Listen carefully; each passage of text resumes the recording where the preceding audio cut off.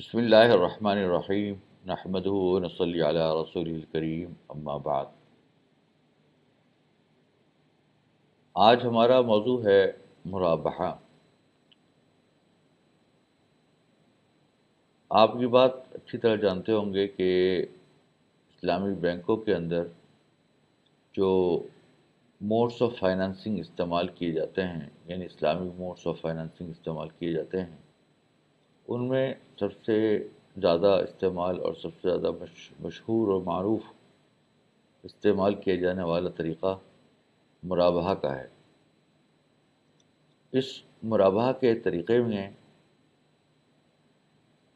کس طریقے سے فائنانسنگ کی جاتی ہے، کیونکہ یہ تو ایک سیل کی ٹرانزیکشن ہے، ایک بیع کی ٹرانزیکشن ہے، تو اس پہ ہم آج انشاءاللہ تفصیل کے ساتھ بات کریں گے اور یہ بتلانے کی کوشش کریں گے کہ مرابحہ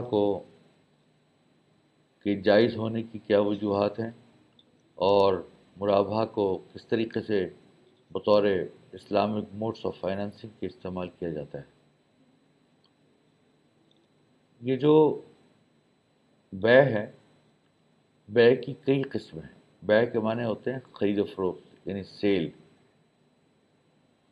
اس کی کئی قسمیں ہیں۔ ایک قسم کہلاتی ہے بیع مساومہ، جس کو اردو زبان میں سمپل بیع کہتے ہیں، سمپل سیل۔ یعنی کہ آپ کوئی بھی چیز خریدیں اور اس کی صرف آپ کو ثمن، اس کی پرائس معلوم ہو، اور آپ کو یہ پتہ ہو کہ آپ کیا چیز خرید رہے ہیں یا کیا چیز بیچ رہے ہیں، اور یہ نہ پتہ ہو کہ جو شخص بیچ رہا ہے اس نے کتنے کی خریدی تھی، اس کی کاسٹ پرائس کیا تھی۔ تو اگر یہ معلوم نہ ہو اور وہ ڈسکلوز بھی نہ کرے تو اس کو بیع مساومہ کہتے ہیں۔ جیسے عام ٹرانزیکشن جو ہو رہی ہوتی ہیں، وہ ساری کی ساری جس میں آدمی خرید و فروخت کر رہا ہوتا ہے، وہ بیع مساومہ ہی ہوتی ہے۔ اس کو سمپل بیع بھی کہہ سکتے ہیں۔ لیکن اگر یہ بائع یعنی سیلر اگر یہ بتلائے کہ میری کاسٹ آف پرچیز اتنی تھی، میں نے یہ سامان اتنے کا خریدا، تو اس صورت کے اندر یہ جو بیع ہے، یہ بیع کہلائے گی مرابحہ۔ مرابحہ کی دو قسمیں ہیں۔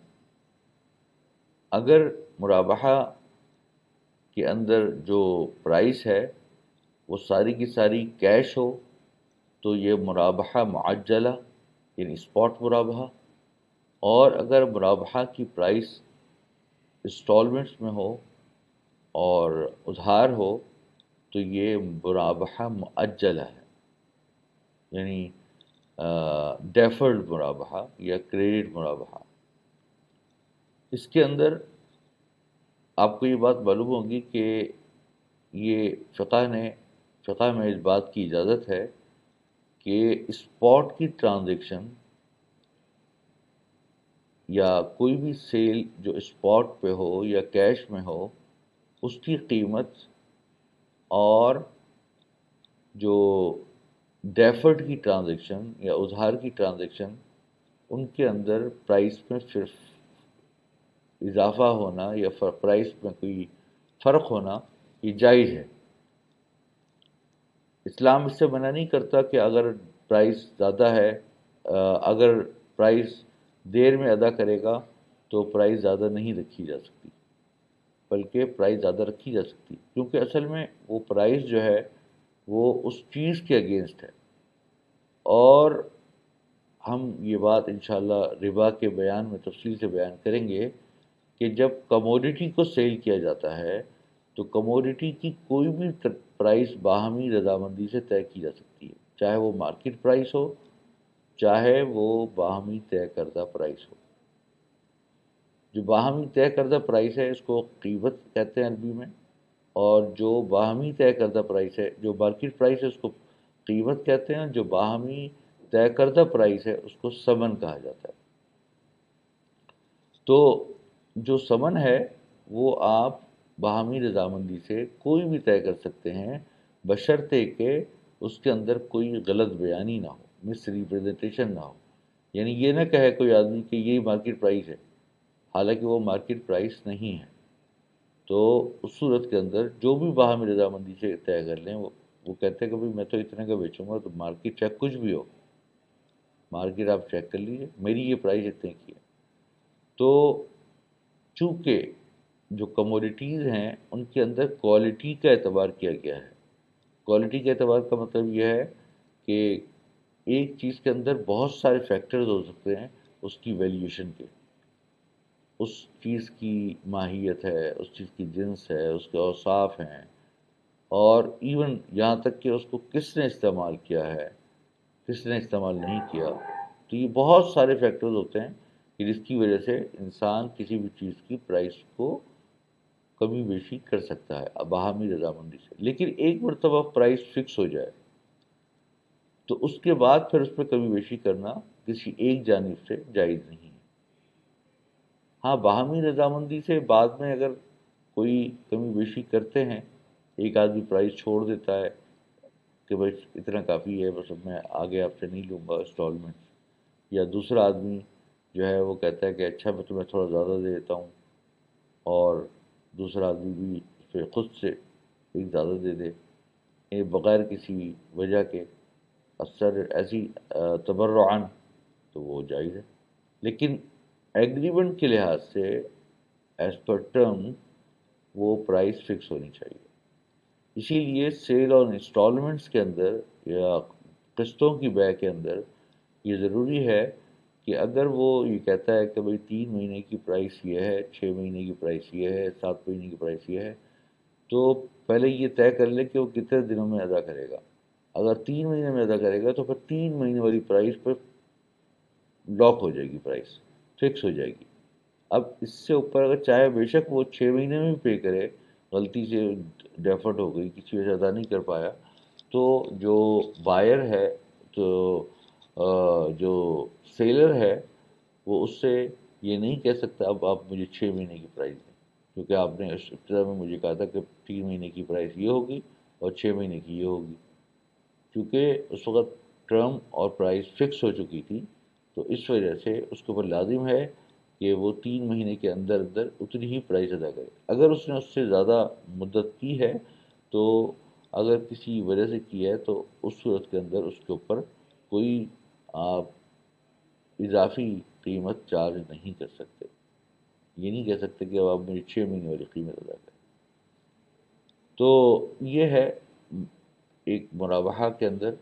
تو مرابحہ خلاصہ یہ ہوا مرابحہ کا کہ مرابحہ جو ہے ایک کاسٹ پلس ٹرانزیکشن ہے. مثال کے طور پر ایک آدمی کہتا ہے کہ میں تم کو یہ ایک موبائل بیچتا ہوں، موبائل فون 1,10,000 کا، اور وہ یہ کہتا ہے کہ میں نے خود خریدا تھا 1,00,000 کا، گویا کہ میں 10% جو ہے وہ پروفٹ لے رہا ہوں. تو اس کو ہم مرابحہ کہیں گے. لیکن اگر کوئی آدمی مطلقاً یہ کہے کہ میں 1,10,000 روپے کا یہ موبائل تمہیں بیچتا ہوں، اور یہ مینشن نہیں کرتا کہ اس نے کتنے کا خریدا تھا، یعنی اس کے اندر اپنی کاسٹ پرائس مینشن نہیں کرتا، تو اس صورت کے اندر وہ مساومہ ہوگی، مرابحہ نہیں ہوگی. یہ مرابحہ کی ٹرانزیکشن بینک کیوں کرتے ہیں، اور اس کے اندر یہ کیا وجہ ہے کہ مرابحہ کرتے ہیں مساومہ نہیں کرتے؟ اس کی وجہ یہ ہے کہ جو کسٹمر ہے بینک کا، وہ یہ چاہتا ہے کہ اس کو پہلے سے پتہ چل جائے کہ جو میری کاسٹ کے اوپر کتنا نفع چارج کیا جائے گا، 10%، 5%، 7%، 8%. اور یہ صرف مرابحہ میں ہی ممکن ہے. مساومہ کے اندر پرائس کے اندر جو کاسٹ ہے، کاسٹ آف پرچیز ہے، اس کی جو لاگت ہے خریداری کی، وہ ڈسکلوز نہیں کی جاتی. لہذا وہ یہ ڈٹرمن نہیں کر سکتا، یہ بات اس کو نہیں پتہ چلے گی کہ کتنا نفع اس سے چارج کیا جا رہا ہے. لہذا اگر مثال کے طور پر یہ طے کرتے ہیں کہ بھئی ہم تم سے جو مرابحہ کریں گے تو اس کے اندر تمہارے سے ہم 8% پروفٹ لیں گے، تو اس صورت کے اندر اگر قیمت خرید، اس کی کاسٹ پرائس وہ 1,00,000 روپے ہو، تو پھر اس کے بعد وہ جو اس کو سیل کرے گا وہ 1,08,000 روپے میں سیل کرے گا۔ اور یہ بھی طے کرنا ضروری ہے کہ کتنی قسطوں میں ادا کرے گا۔ ایک بات یہاں پر اور سمجھنی چاہیے کہ دو چیزیں الگ الگ ہیں۔ ایک چیز ہوتی ہے قرض، ادھار، قرض۔ آپ کسی آدمی کو پیسے یعنی مانیٹری فارم میں کسی کو قرض دیں تو اس صورت کے اندر اس کو قرضہ کہا جاتا ہے یا قرض کہتے ہیں عربی میں۔ اور ایک چیز ہوتی ہے دین۔ دین کے معنی ہے مطلقاً ادھار، obligation، ڈیو۔ کوئی چیز کوئی اماؤنٹ کسی کے اوپر ڈیو ہو گئی، کوئی اماؤنٹ کسی کے اوپر obligatory ہو گئی، اس کو ادا کرنی ضروری ہے، تو اس صورت کے اندر جو اماؤنٹ اس کے اوپر لازم ہوئی ہے، واجب الادا ہوئی ہے، تو وہ اماؤنٹ دین کہلائے گی، وہ اماؤنٹ دین کہلائے گی۔ اب جیسے مرابحہ کے اندر جو پرائس اگر ڈیفرڈ ہے اور وہ پرائس اس کو ادائیگی کرتا ہے انسٹالمنٹس، تو وہ پرائس جو ہے وہ ڈیفرڈ ہے، ادھار ہے، دین ہے، وہ اس کو قرضہ نہیں کہیں گے۔ قرضہ کہتے ہیں کہ کوئی آدمی کسی آدمی کو پیسہ قرض دے، اور دین جو ہے وہ ادھار کو کہتے ہیں، یعنی کہ ڈیفرڈ پرائس کو کہا جاتا ہے کہ جس میں پرائس ڈیفرڈ ہو یا کوئی چیز پیبل بن جائے۔ جتنی بھی پیبلز ہیں وہ سارے کے سارے دین ہیں۔ تو خلاصہ یہ ہے کہ قرضہ جو ہے وہ صرف ایک آدمی کسی پیسے کو کسی دوسرے کو دے اور پیسہ واپس لے، اس کو قرضہ کہا جاتا ہے، جبکہ دین کے لیے یہ ضروری نہیں ہے۔ دین ہر قسم کے پیبل کو شامل ہے، چاہے وہ مرابحہ کا پیبل ہو یا اور کوئی پیبل ہو، لازم ہو اس کے اوپر جو ادا کرنا ہو، چاہے مثال کے طور پر رینٹل پیبل ہو گیا، تو اس صورت کے اندر بھی وہ ایک دین بن جائے گا۔ تو اسی لیے قرآن پاک میں اللہ تعالیٰ نے ارشاد فرمایا کہ جب بھی تم کوئی دین کی ٹرانزیکشن کرو، اذا تداینتم بدین، کہ یعنی کہ جب بھی تم دین کے کوئی ایک معاملہ کرو تو اس صورت کے اندر گواہ بنا دیا کرو، اور اس کو لکھ لینا بھی چاہیے تاکہ ڈاکیومنٹ ہو جائے اور اس کا معاملہ بالکل صاف ستھرا رہے اور پروڈنٹ رہے، ہر قسم کی ٹرانسپیرنسی ہو۔ اسی لیے جو مرابحہ ہے یہ ایک طریقے سے ایک ٹرانزیکشن، ایک امانت بھی ہے، اس لحاظ سے کہ وہ جو اس نے کہا تھا کہ میں 10% چارج کروں گا، بعد میں پتہ چلا کہ جی اس نے 10% چارج نہیں کیا بلکہ زیادہ کر لیا یا کم کر لیا، تو دونوں پارٹیز کو اس کو اسی حساب سے ایڈجسٹ کرنے کا اختیار حاصل ہے۔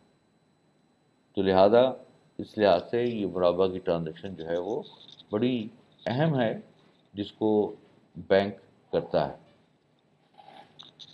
یہ مرابحہ جو ہے بینک کس طرح کرتا ہے، اس کا ایک خلاصہ میں آپ کو بتاتا ہوں کہ اگر مثال کے طور پہ کسی آدمی کو کوئی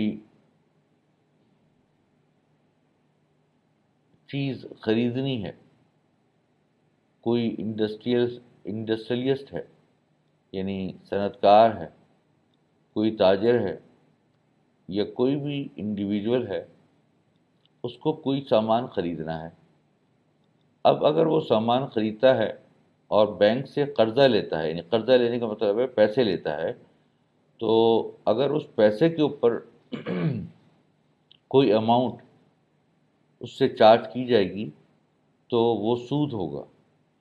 لیکن اگر وہ یہ کہتا ہے کہ بھائی ایسا ہے کہ یہ سامان مجھے چاہیے، آپ مجھے خرید کر یہ سامان ادھار پہ بھیج دیں، یعنی مرابحہ معجلہ کر لیں مجھ سے، اور یہ طے کر لیں کہ مثال کے طور پہ جو کاسٹ پرائس ہے اس کے اوپر مجھ سے 8% یا 10% جو بھی ریٹ طے ہو باہمی رضامندی سے، وہ آپ مجھ سے چارج کیجیے گا اور میں اتنے مہینے میں ادا کروں گا، تو اس کو مرابحہ معجلہ کہا جاتا ہے۔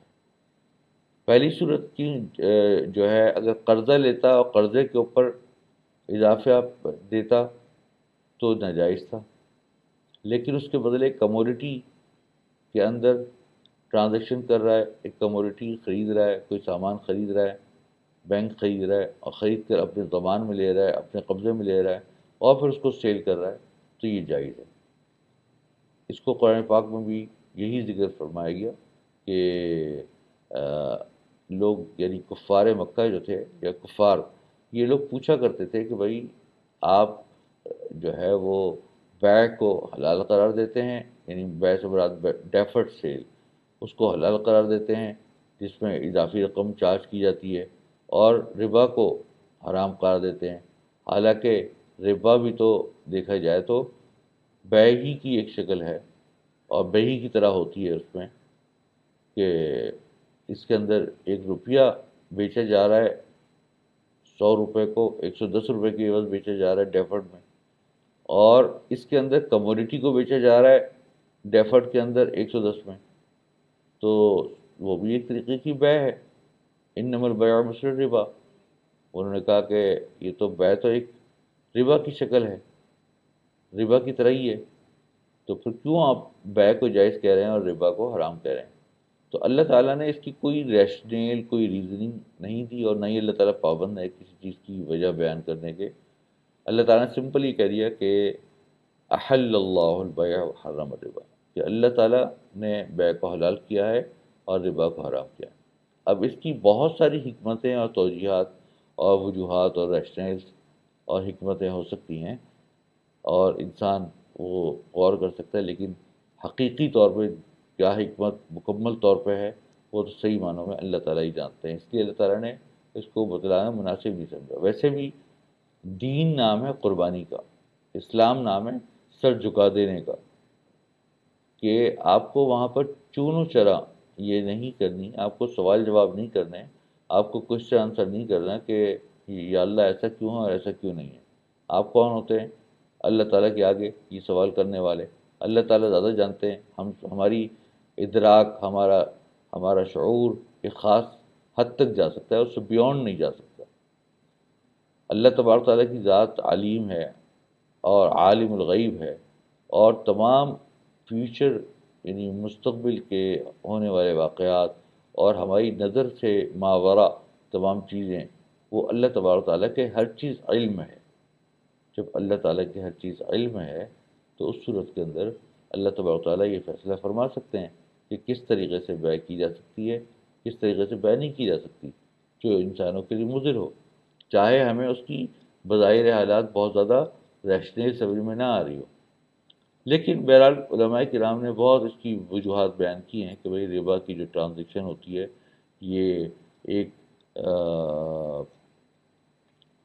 طریقے سے یہ سرکولیشن اور concentration of wealth in few hands کا ذریعہ بنتی ہے، یعنی کہ ہاتھ جو تقسیم دولت ہے اس کا بہاؤ جو ہے وہ امیروں کی طرف ہو جاتا ہے، اور اس کے ذریعے سے انسان جو ہے وہ چند ہاتھ جو ہے وہ اکثر دولت کے مالک بن جاتے ہیں۔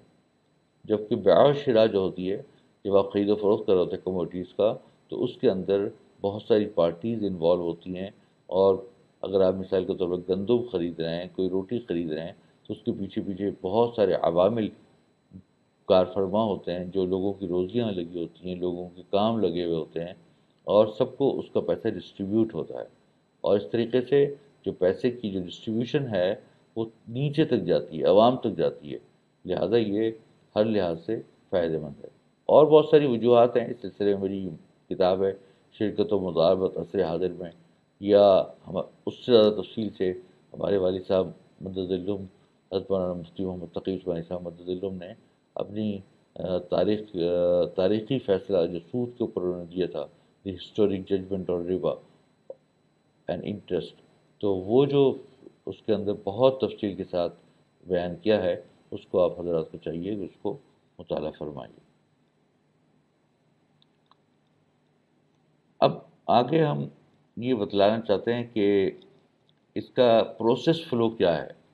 جب کوئی مرابحہ کرتا ہے تو وہ پروسیس کس طریقے سے ہوتا ہے؟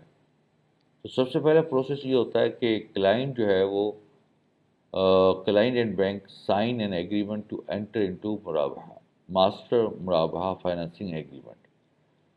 یعنی کہ جیسے میں نے آپ کو بتایا تھا کہ ایک ماسٹر مرابحہ ایگریمنٹ کیا جاتا ہے جس کے اندر تمام طریقہ کار وضع کیا جاتا ہے کہ کس طریقے سے مرابحہ ہوگا، اور یعنی کہ یہ جو ایگریمنٹ ہوتا ہے یہ آپ مستقبل میں بھی کے لیے بھی کر سکتے ہیں کہ فلاں تاریخ کو فلاں ہم عقد کریں گے، فلاں تاریخ کو فلاں عقد کریں گے، فلاں تاریخ کو فلاں عقد کریں گے، یا سیریز آف عقود کریں گے، اور اس کے اندر طریقہ کار یہ ہوگا۔ تو پورا طریقہ کار وضع کر دیا جاتا ہے، ایک طریقے سے میمورنڈم طے کر دیا جاتا ہے، آپس کی ایک یادداشت طے کر دی جاتی ہے، ایک معاہدہ طے کر دیا جاتا ہے، جس کو میں نے آپ سے کہا تھا، ذکر کیا تھا پیچھے لا آف کانٹریکٹ کے اندر، کہ آپ کسی قسم کا ایگریمنٹ مستقبل کا کر سکتے ہیں، ایک معاہدہ کر سکتے ہیں کہ میں فلاں تاریخ کو یہ کام کروں گا۔ یہ بیسیکلی ایک بائی لیٹرل انڈر ٹیکنگ ہوتی ہے، ایک بائی لیٹرل پرومس ہوتا ہے، ایک بائی لیٹرل التزام ہوتا ہے، باہمی دو طرفہ التزام ہوتا ہے، وعدہ ہوتا ہے، اور ایک کمٹمنٹ ہوتی ہے کہ یہ کام ہم کریں گے۔ لیکن جب وہ کام کرنے کا وقت آئے گا تو اس وقت ایجاب و قبول الگ سے ہوگا، اور پھر وہ کام سر انجام ہوگا۔ جیسے منگنی کر لی، یہ طے کر لیا کہ فلاں لڑکے لڑکی کی کا نکاح ہوگا، لیکن نکاح نہیں ہوا، ابھی خالی منگنی ہوئی ہے، لیکن جس دن وہ نکاح کریں گے تو اس دن وہ ایجاب و قبول کر کے پھر نکاح کریں گے، وہ سارا مہر وغیرہ سب طے کر کے، تو اس دن وہ نکاح ہوگا۔ تو یہ ماسٹر مرابحہ ایگریمنٹ جو ہے، ایک در حقیقت ایگریمنٹ ٹو مرابحہ ہے، ایگریمنٹ ٹو سیل ہے۔ اب اس کے اندر یہ ہے کہ دو صورتیں ہو سکتی ہیں کہ وہ جو سامان اس کلائنٹ کو چاہیے، یا تو بینک از خود پرچیز کر لے، لیکن اگر خود پرچیز نہیں کر سکتا تو اس کو وکیل بنا سکتا ہے، سیپریٹ وکالہ ایگریمنٹ could be signed۔ وہ بھی ایک client appointed as agent to purchase goods on bank's behalf, یعنی کہ اس کو اپنا وکیل بنا لے کہ تم میرے بہاف پر جا کر، میرے وکیل کی حیثیت سے جا کر خریداری کر لو۔ تو یہ وکالہ ایگریمنٹ کیا جا سکتا ہے کہ تم کر لو، لیکن ابھی آپ کو ہم یہ بتائیں گے کہ وکیل تو بنائے گا وہ، لیکن اس کی حیثیت اس وقت صرف وکیل کی ہوگی، اور وکیل کا قبضہ جو ہوتا ہے وہ امانت کا قبضہ ہوتا ہے۔ جب تک وہ وکیل ہے، اس کے پاس وہ سامان ہے، تو سامان کی ملکیت جو ہے وہ بینک کی ہوگی، اور وہ قبضہ جو ہے وہ بینک کا سمجھا جائے گا، رسک بھی بینک کا ہوگا۔ تیسرے نمبر پر bank gives money to agent supplier for purchase of goods. Bank اس کلائنٹ کو بھی دے سکتا ہے پیسے کہ بھائی تم جو ہے وہ ادا کر دو سپلائر کو، اور خود بھی ڈائریکٹ سپلائر کو ادا کر سکتا ہے، بلکہ یہی زیادہ بہتر ہے کہ ڈائریکٹ سپلائر کو ادا کر دے، تاکہ وہ کلائنٹ جو ہے وہ پیسہ کسی اور مصرف میں استعمال نہ کرے۔ چوتھا نمبر کیا ہے؟ The agent takes position of goods on bank's behalf. اب کیا ہے کہ یہاں پر یہ بینک ہے، اور یہ سپلائر یا وینڈر ہے، اور یہ آدمی جو ہے وہ اس سے ڈلیوری لے رہا ہے۔ تو گویا کہ یہ جو سپلائر ایک طریقے سے اپنے جو رسک ہے وہ ٹرانسفر کر رہا ہے، کس کو؟ بینک کو۔ کس طریقے سے ٹرانسفر کر رہا ہے؟ وہ اس طریقے سے کہ جب یہ کلائنٹ جب اس کے ایجنٹ کے طور پر اس نے خریدا، تو یہ ایجنٹ جو ہے یہ اس کا ایک امین ہے، اس کا ایک امانت دار ہے، اور لہٰذا رسک اس کو ٹرانسفر نہیں ہوا کلائنٹ کو، بلکہ رسک ٹرانسفر ہوا اصیل کو، یعنی کہ موکل کو، وکیل جو بینک ہے، اور وکیل تو صرف اس کا ایک نمائندہ ہے۔ اب کیا ہوگا؟ جب ایک مرتبہ اس نے خرید لیا اور اس کا قبضہ لے لیا وکیل نے بینکس کے لیے، تو پھر کیا ہوگا کہ client declares the receipt of goods through a declaration form and offers to purchase the same good through مرابحہ کانٹریکٹ۔ اب قبضہ لینے کے بعد وہ آئے گا اور مطلع کرے گا، ڈکلیریشن مطلع کرے گا بینک کو کہ میں نے آپ کے حکم پر میں نے یہ سامان خرید لیا ہے آپ کے لیے، آپ کے بہاف پر، اب میں آپ سے یہ چیز مرابہ میں کرنا چاہتا ہوں، لہٰذا میں آفر کرتا ہوں، میں آپ سے یہ ایجاب کرتا ہوں کہ یہ چیز میں اتنے کی خریدوں گا۔ اس کے بعد کیا ہوگا؟ The bank accepts the offer and signs the مرابحہ contract through which sale is concluded. اس کے بعد وہ جو یعنی کہ اس کے بعد جو بینک ہے وہ قبول کر لے گا اس آفر کو اور مرابحہ کانٹریکٹ سائن کر دے گا، جس کے ذریعے سے سیل کنکلوڈ ہو جائے گی اور ختم ہو جائے گی۔ تو خلاصہ کیا ہے کہ دو ڈاکیومنٹ ہیں، ایک ڈکلیریشن کا document to purchase the agreement A, اور بی کانٹریکٹ کیا ہے؟ مرابحہ کانٹریکٹ۔ یہاں پر کانٹریکٹ ہوگا، یعنی کہ جو مرابحہ حقیقت پہ عقد جو ہو رہا ہے وہ یہاں پر جا کر ہوگا مرابحہ کا۔ پہلے جو کیا تھا وہ ماسٹر مرابحہ ایگریمنٹ، وہ ایگریمنٹ تھا، وہ معاہدہ تھا، اور یہ دوسرا والا جو ہے یہ کانٹریکٹ ہے، یہ ایک باقاعدہ عقد ہے جس کے بعد جو ضمان ہے، جو رسک ہے، وہ سارا کا سارا وہ کلائنٹ کو ٹرانسفر ہو جائے گا فرام دی بینک۔ تو خلاصہ کیا نکلا کہ پہلے سب سے پہلے ضمان تھا یا رسک تھا، یہ لائبلٹی تھی اس سامان کی سپلائر کے پاس، اس کے بعد وکیل نے یا بینک کے کلائنٹ نے بطور وکیل کے جب اس پر سامان پر قبضہ کیا تو پھر اس کی رسک ٹرانسفر ہو گیا بینک کو، اور پھر بینک نے جب وہ سامان ڈکلیریشن وصول ہونے کے بعد باقاعدہ مرابحہ کر کے اس کو بیچ دیا، کلائنٹ کو بیچ دیا، تو اس صورت کے اندر رسک ٹرانسفر ہو گیا وہ بینک سے کلائنٹ کو۔ تو اس طریقے سے یہ ٹرانزیکشن یہاں تک پہنچی۔ اب کیا ہوگا؟ چھٹے نمبر پر client pays agreed price to bank according to an agreed schedule۔ اب وہ جو مرابحہ کے اندر یہ طے کیا تھا کہ ہم ثمن اتنی مدت کے اندر اس کو ادا کریں گے، تو اس شیڈیول کے مطابق، اس اسکیجول کے مطابق جو پیمنٹ کا اسکیجول ہے، جو انسٹالمنٹس کی ڈیٹس ہیں، اس کے حساب سے اس کی ادائیگی ہوگی، یوزولی آن اے ڈیفرڈ پیمنٹ بیسس، بیع معجل۔ تو اس پہ ایک بیع معجل کی طرح، یعنی کہ مرابحہ معجلہ کی طرح اس کو ڈیفرڈ پیمنٹ بیسس کے اوپر ادائیگی کی جاتی ہے۔ اب اس کی اپلیکیشن کس طرح ہوتی ہے مرابحہ کی، تو اس کے اوپر ہم آتے ہیں کہ اس کی اپلیکیشن کے اندر یہ مختلف قسم کی مرابحہ کی قسمیں ہو سکتی ہیں، لانگ ٹرم بھی ہو سکتی ہے، شارٹ ٹرم بھی ہو سکتی ہے، اور درمیانی مدت کی بھی ہو سکتی ہے۔ اب مثال کے طور پر purchase of material for meeting working capital needs of trade and industry, کوئی آپ نے یعنی کہ کلائنٹ نے کوئی را مٹیریل خریدنا ہے اپنی جو ضروریات ہیں ورکنگ کیپٹل کی کسی بھی ٹریڈ یا انڈسٹری کے لیے، medium to long term requirement for purchase of land building and equipments, کسی بھی قسم کی پرچیز کرنی ہے، اس کے علاوہ اپنی ضروریات کے لیے زمین ہے، بلڈنگ ہے، کوئی سامان ہے، یہ تھوڑا میڈیم ٹو لانگ ٹرم ہو جاتی ہے۔ یا trade finance providing products including imports and exports, trade financing میں بھی مرابحہ استعمال ہوتا ہے جہاں پہ امپورٹ اور ایکسپورٹ ہوتی ہے۔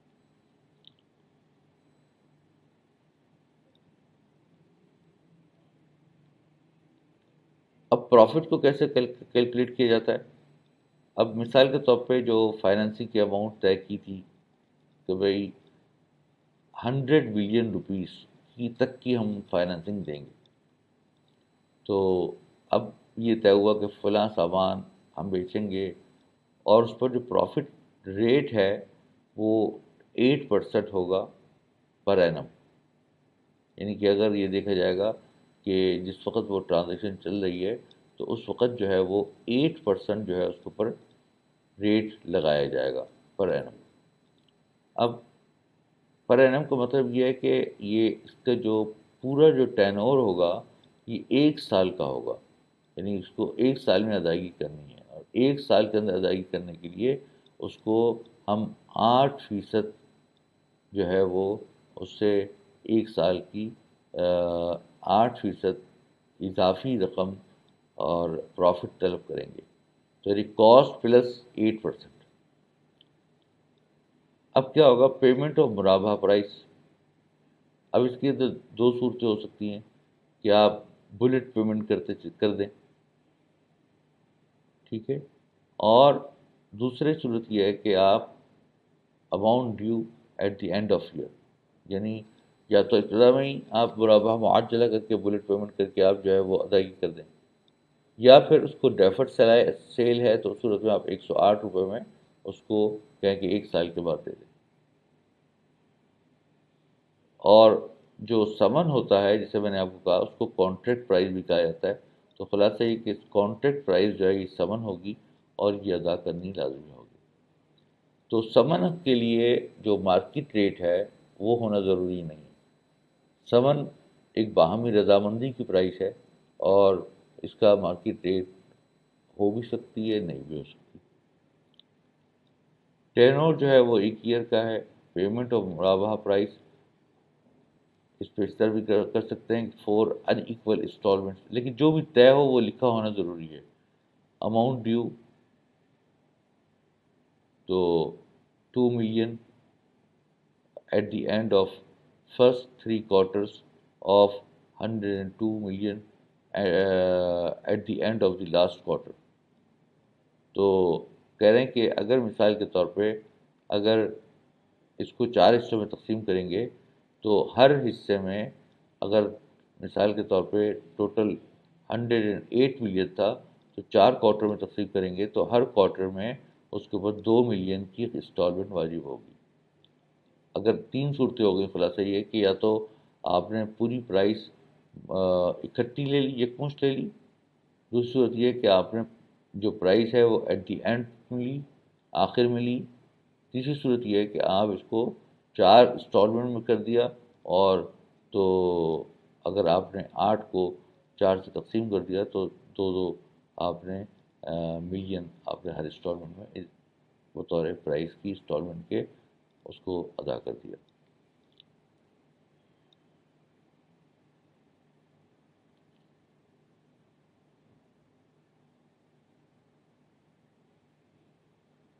اب اس کی مختلف صورتیں ہیں کہ اگر مثال کے طور پہ اس کا جو ٹینور ہے وہ مرابحہ پروفٹ کیلکولیشن کے اندر ٹینور 1 سال کا ہے. پیمنٹ آف مرابحہ پرائس 4 ایکول انسٹالمنٹس ہے. اماؤنٹ ڈیو جو ہے 26.26 بلین یہ ہے at the end of each quarter. ہاں، یہاں پر یہ ہے کہ اس کو جو ہے جب یہ جو 2 ملین ایکسٹرا ہے جو اس کی پرائس ہے، ٹھیک ہے، اگر مثال کے طور پہ اس نے یہ پرائس اس کی 105 ملین تھی، ایک کانٹریکٹ پرائس کیا تھی؟ 105 ملین تھی. تو اس صورت کے اندر جو اس کو پرائس ادا کرنی ہے تو اس پہ جو پروفٹ ہے اگر اس کے اندر اس کی انسٹالمنٹس 4 برابر انسٹالمنٹس ہیں تو اس صورت کے اندر ہر انسٹالمنٹ کے اندر تقریباً یوں سمجھیے کہ 1.25% جو ہے وہ اس کے اندر زیادہ چارج کیا جائے گا. تو اس صورت کے اندر جب اس کو ٹوٹل یعنی کاسٹ کے ساتھ ملایا جائے گا تو اس صورت کے اندر ہر اس کے اوپر یعنی کہ اگر خالی کاسٹ لیتے اور 4 قسطوں میں لیتے تو 25 ملین چارج کرتے، ٹھیک ہے، کیونکہ 25 ملین 100 ملین کے ایک ربع ہے، ایک چوتھائی ہے. 1/4 ہے اور 4 قسطوں میں لینا ہے.